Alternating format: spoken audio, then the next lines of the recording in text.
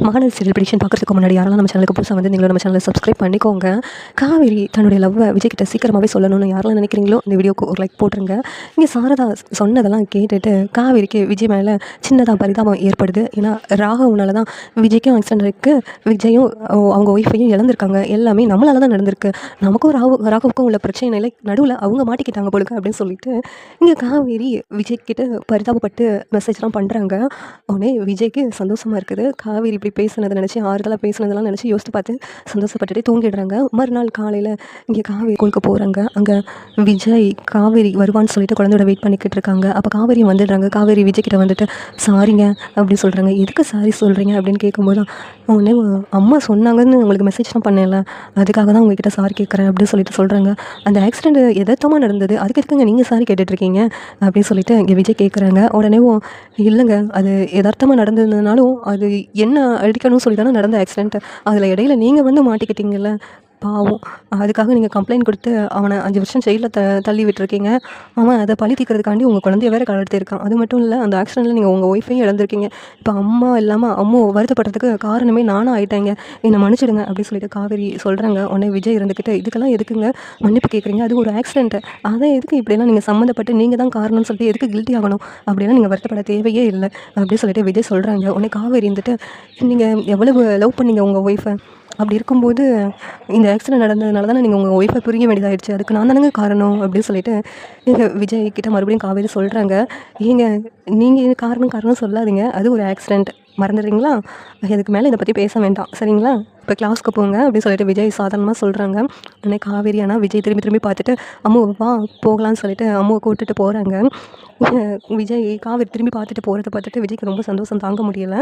உடனே விஜய் சாரதா கால் பண்ணி அத்தை இந்த ஆக்சிடெண்ட்டை எப்படி சம்மந்தப்பட்டு காவேரி கிட்ட நீங்கள் சொன்னதுனால இப்போ பாருங்கள் காவேரிக்கு என் மேலே ஒரு பரிதாபம் வந்துருச்சு, இந்த பரிதாபமே நாளைக்கு காதலாக வந்துடும் நினைக்கிறேன் அத்தை, அப்புறம் காவேரியும் நானும் சேர்ந்துடுவோம், ரொம்ப தேங்க்ஸ் அத்தை, இப்படி ஒரு பிளான் உங்களுக்கு எப்படி வந்துச்சு அப்படின்னு சொல்லிட்டு விஜய் கேட்குறாங்க. உடனே சாரதா வந்துட்டு தம்பி உங்கள் கூட சேர்ந்து எனக்கும் நடிக்க இப்போ வந்துருச்சு தம்பி, அதான் எப்படி அந்த ஆக்சிடெண்ட்டில் நீங்களும் தான் பாதிக்கப்பட்டிருக்கீங்கன்னு சொல்லி காவேரி கிட்ட சொன்னால் காவேரி கண்டிப்பாக உங்ககிட்ட பேசுவான்னு சொல்லி தான் இப்படிலாம் சொன்னேன், அது கரெக்டாக நடந்துருச்சு தம்பி அப்படின்னு சொல்லிட்டு சாரதா சொல்கிறாங்க. உடனே ரொம்ப தேங்க்ஸ் அத்தைன்னு சொல்லிட்டு விஜய் சொல்லிக்கிட்டு இருக்காங்க. ஸ்கூலுக்கு விட்டுட்டு வீட்டுக்கு வந்ததும் காவேரி நைட்டு மெசேஜ் விஜய்க்கு அனுப்புகிறாங்க. சாப்பிட்டாச்சா, என்ன பண்ணுறீங்க அப்படின்லாம் மெசேஜ் அனுப்புகிறாங்க. இங்கே விஜய் இருந்துக்கிட்டு காவேரி தான் மெசேஜ் அனுப்புகிறதா, காவேரி மெசேஜ் இப்படியெல்லாம் அனுப்புவான்னு நான் கொஞ்சம் கூட எதிர்பார்க்கல, காவேரி முன்னை விட கொஞ்சம் மாறிட்டா அப்படின்னு சொல்லிட்டு இங்கே விஜய்க்கு ரொம்ப சந்தோஷமாக இருக்குது. அதே மாதிரி காவேரி ஃபோன் பண்ணி வேறு விஜய்க்கு பேசுகிறாங்க. பேசும்போது விஜய் கால் பண்ணி இப்போ காவேரி பேசுகிறதுனால ரொம்ப சந்தோஷப்படுறாங்க. அம்முக்கிட்டையும் நல்லா பேசுகிறாங்க. இங்கே காவேரி அம்முவும் சண்டேனால விஜய் வீட்டுக்கு வராங்க. அங்கே இருந்துட்டு இங்கே அம்மு இருந்துக்கிட்டு இன்றைக்கி சண்டே மிஸ், நாங்கள் பீச்சுக்கு போகிறோம், நீங்களும் வரீங்களா அப்படி சொல்லிட்டு கேட்குறாங்க. உடனேவும் அவங்க காவேரி இருந்துக்கிட்டு இல்லை நீங்கள் போயிட்டு வாங்கடா நான் அங்கேயே இருக்கிறேன் அப்படி சொல்லிட்டு சொல்கிறாங்க.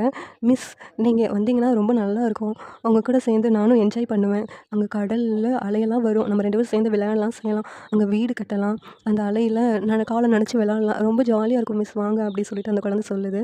உடனேவும் சாரதா வந்துட்டு அந்த பொண்ணு தான் அவ்வளோ தூரம் சொல்லுது டாடி, நீ கூட போயிட்டு வா அப்படி சொல்லிட்டு சொல்கிறாங்க. உடனேவும் என்னம்மா சொல்கிறேன், அவங்க போயிட்டு வரட்டும்மா நான் போகலை அப்படின்னு சொல்லிட்டு இங்கே சாரதா கிட்ட காவேரி சொல்கிறாங்க. உடனே மிஸ் அதான் அம்மா ரொம்ப ஆசைப்படுறாள, நீங்களும் கூட வாங்க அப்படின்னு சொல்லிட்டு விஜய் கேட்குறாங்க. உடனே அம்மு ப்ளீஸ் மிஸ் ப்ளீஸ் கூட வாங்க மிஸ், ஜாலியாக இருக்கும் மிஸ் நீங்கள் வந்தீங்கன்னா அப்படி சொல்லி சொன்னதும் சார் வந்துட்டு அவ்வளோ தூரம் அந்த பிள்ளை கெஞ்சி கேட்குது, அவங்க அம்மா இருந்தால் இப்படி அளவிட்டுருப்பாங்களா, ஏன்டி இப்படி பண்ணுற, கூட போயிட்டு வாடி அப்படி சொல்லிட்டு சார் தான் சொன்னதும் காவேரி இருந்துக்கிட்டு சரி அம்முவா போகலாம் அப்படின்னு சொல்லிட்டு காரில் விஜய் காவேரி 3 பேரும் போகிறாங்க. அப்போ காவேரி அம்முவை பார்த்துட்டு நம்மளால தான் அந்த குழந்தைக்கு அம்மா இல்லாமல் போயிடுச்சு, நமக்கும் பசுபதிக்கும் உள்ள பகையில் இடையில இவங்க வந்து சிக்கிக்கிட்டாங்க பாவம், இல்லைன்னா அவங்க அம்மாவோட ஜாலியாக அந்த குழந்தை வெளியில் போயிட்டு சந்தோஷமாக இருந்திருக்கும், அம்மா இல்லாமல் இப்படி ஏங்கிக்கிட்டு இருக்கு, எல்லாத்துக்கும் காரணம் நானும் ஆகிட்டேனே, அவளை லவ் பண்ண ஒய்ஃபையும் புரிஞ்சுக்கிட்டு இருக்காரு, எல்லாத்துக்குமே காரணம் நான் தானா அப்படின்னு சொல்லிட்டு விஜய் வந்து ரொம்ப விஜய் நினச்சியும் காவேரி ஃபீல் பண்ணுறாங்க. உடனே என்ன மிஸ் ரொம்ப யோசனையில் வரீங்க அப்படின்னு சொல்லிட்டு விஜய் கேட்குறாங்க. இல்லை அதெல்லாம் ஒன்றும் இல்லை, அம்மு முகத்தில் எவ்வளோ சந்தோஷம் இருக்குல்ல, அதை பார்க்கும்போது எனக்கும் சந்தோஷமாக இருக்குது, அவங்க தான் பார்த்துட்டு இருந்தேன், அந்த சந்தோஷத்துக்காக தான் நானே அம்மு கூட வரேன் அப்படின்னு சொல்லிட்டு காவேரி சொல்கிறாங்க. சரிங்க மிஸ் அப்படின்னு சொல்லிட்டு விஜயும் சொல்கிறாங்க. உடனே விஜய் காவேரி அம்மு 3 பேரும் கடற்கரையில் அங்கே அந்த அலை வருது, அதில் இங்கே அம்மு விளையாண்டுக்கிட்டு இருக்காங்க காவேரியோட. அங்கே விஜய் வாங்கன்னு சொல்லிட்டு அம்மு கூப்பிட்றாங்க. "வாங்கப்பா நீங்களும் வாங்க. நீங்க எதுக்கு அங்கே இருக்கீங்க வாங்க" அப்படி சொல்கிறாங்க. உடனே விஜயும் அதில் வந்து ஜாயின் பண்ணிவிட்டு 3 பேரும் கடற்கரையில் அலையில் வச்சு விளாண்டுக்கிட்டு இருக்காங்க. அப்போ அம்மு ஜாலியாக விளையாடுறதெல்லாம் பார்த்துட்டு இங்கே விஜய்க்கு ரொம்ப சந்தோஷமாக இருக்குது. உடனே காவேரி கிட்ட போயிட்டு, "விஜய் ரொம்ப தேங்க்ஸ் மிஸ்.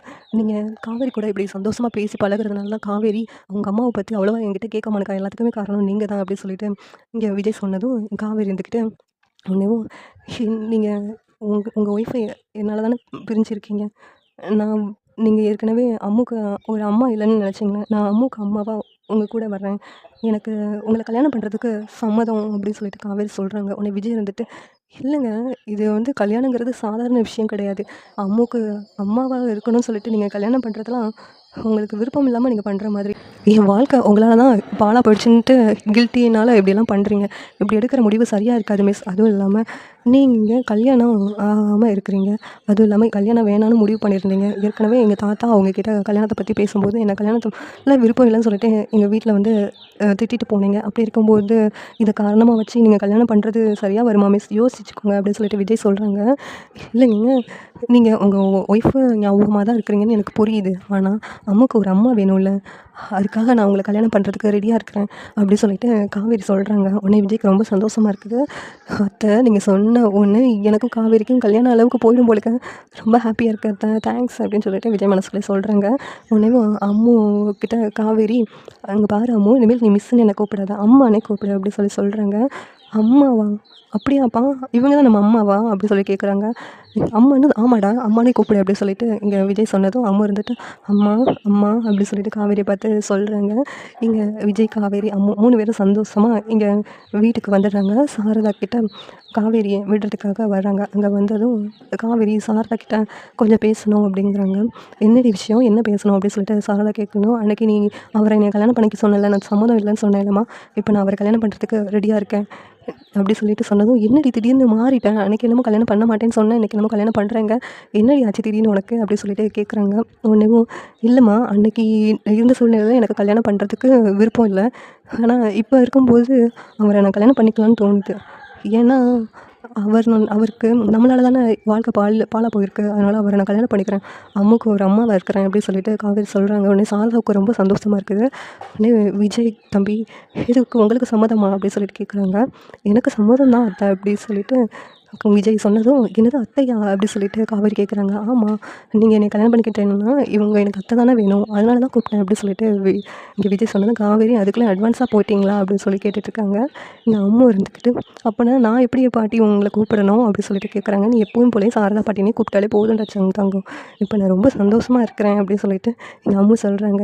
"இனிமேல் அம்மா எனக்கு கிடச்சிட்டாங்க பாட்டி" அப்படின்னு சொல்லிட்டு சாரதா கிட்ட சொல்கிறாங்க. உடனே எல்லாரும் ரொம்ப சந்தோஷமாக பேசிக்கிட்டு இருக்காங்க. இந்த சீரியல் எப்படி இருந்தால் நல்லாயிருக்கும் நீங்கள் நினைக்கிறீங்கன்னு கமெண்ட் பண்ணுங்கள். இந்த வீடியோ பிடிச்சிருந்தா லைக் பண்ணுங்கள், ஷேர் பண்ணுங்கள், சப்ஸ்கிரைப் பண்ணுங்கள். தேங்க்யூ.